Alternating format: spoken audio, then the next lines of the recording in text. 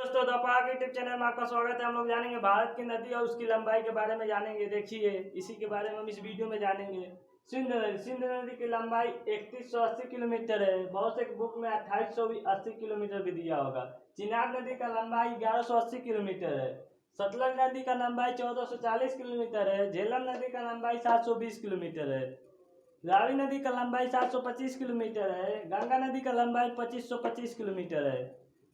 रामगंगा नदी का लंबाई 690 किलोमीटर है। घाघरा नदी का लंबाई 1080 किलोमीटर है। कोसी नदी का लंबाई 730 किलोमीटर है। यमुना नदी का लंबाई 1375 किलोमीटर है। चंबल नदी का लंबाई 960 किलोमीटर है। बेतवा नदी का लंबाई 480 किलोमीटर है। ब्यास नदी का लंबाई 470 किलोमीटर है। गोदावरी नदी का लंबाई 1465 किलोमीटर है। कृष्णा नदी की लंबाई 1400 किलोमीटर है। नदी का लंबाई 815 किलोमीटर है। कावेरी नदी का लंबाई 800 किलोमीटर है। तापी नदी का लंबाई 424 किलोमीटर है।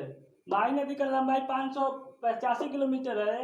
नर्मदा नदी का लंबाई 1312 किलोमीटर है। साबरमती का नदी का लंबाई 371 किलोमीटर है। हम भारत के नदियों के उपनाम जानेंगे। कुछ प्रमुख नदी है उनके उपनाम के बारे में जानेंगे। देखिए सिंध नदी का उपनाम इंडस है। चिनाब नदी का उपनाम आस्कनी है। सतलज नदी का नाम सतलज है। झेलम नदी का नाम बिटास्ता है। रावी नदी का नाम पुरुषररी है।